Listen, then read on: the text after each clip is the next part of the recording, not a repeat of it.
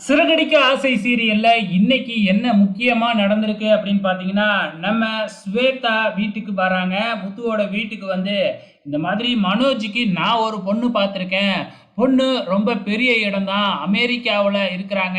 என்ன அவங்களுக்கும் கல்யாணம் ஆகி 1 வருஷத்துல டைவர்ஸ் ஆயிடுச்சு. அவங்களுக்கு குழந்தை எதுவும் இல்ல அப்படின்னு சொல்றாங்க. என்னது டைவர்ஸ் ஆன பொண்ணா? அதெல்லாம் ஒண்ணும் வேணாம் அப்படின்னு விஜயா சொல்லிக்கிட்டு இருக்கிறாங்க. ஆனா, நம்ம ஸ்வேதா ஒரு வார்த்தை சொன்னாங்க பாரு, அப்படியே விஜயா ஆடி போயிட்டாங்க. அதாவது அந்த பொண்ணு குடும்பத்துக்கு அமெரிக்காவுல சொந்தமா ஃப்ளைட்டே இருக்கு. அவங்க மிகப்பெரிய பணக்காரங்க அப்படின்னு சொன்னது தான் நம்ம விஜயா வாய பொளந்துட்டாங்க. நம்ம மனோஜும் கற்பனையில மிதக்க ஆரம்பிச்சிடுறாப்புல. அப்ப நம்ம வசதியா வாழப் போறோமா? அப்படின்னு சொல்லிட்டு.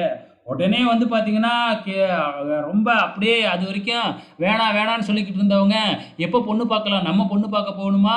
அப்படி இப்படின்லாம் இந்த விஜயா வந்து பார்த்தீங்கன்னா, ரொம்ப பேராசைப்பட ஆரம்பிச்சிடுறாங்க. நான் ஆன்லைன்லேயே பொண்ணு பார்க்குற ஏற்பாடு பண்ணுறேன். அதுக்கப்புறம் புடிச்சிருந்தது அப்படின்னா, அவங்க நேராவே இங்க வந்து பார்ப்பாங்க. அப்படிங்கிற மாதிரி ஸ்வேதா சொல்ல, இங்க விஜயாவுக்கும், மனோஜுக்கும் பயங்கர சந்தோஷமாயிடுது. துள்ளி குதிக்க ஆரம்பிச்சிடுறாங்க. ஆனா ரோகிணி நடுப்புற இருக்கு இல்லையா? ரோகிணி கவலையே படாத. மனோஜ் வந்து பார்த்தீங்கன்னா, தப்பிக்கவே மாட்டாப்புல. என்ன நடக்க போகுதுன்னு தான் தெரியல. ஸோ இந்த பக்கம் வந்து பார்த்தீங்கன்னா, விஜயா வந்து பார்த்தீங்கன்னா, ரோகிணியும், ஸ்ருதியையும் வீட்டுக்கு வர வைக்கணும் பொண்ணு பார்க்குறப்ப, அப்படிங்கிற மாதிரி சொல்லிக்கிட்டு இருக்கிறாங்க. ஆனா ஸ்ருதி வீட்டுக்கு வரணும்னா, மீனா சொன்னா மட்டும் தானே வருவாங்க.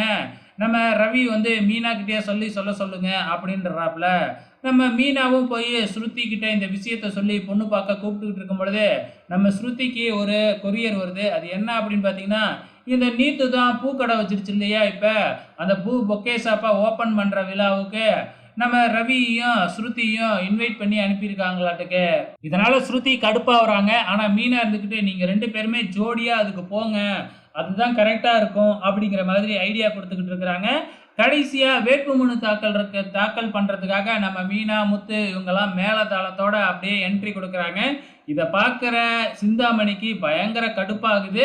அது மட்டும் இல்ல, அங்க இருக்கிறவங்கலாம் மீனா தான் ஜெயிப்பா, ஜெயிப்பா அப்படின்னு பேசுறதுனால சிந்தாமணிக்கு பயங்கரமா கோவம் வருது. ஸோ என்ன பண்ண போறாங்க அப்படிங்கிறத பொறுத்திருந்து பார்க்கலாம்.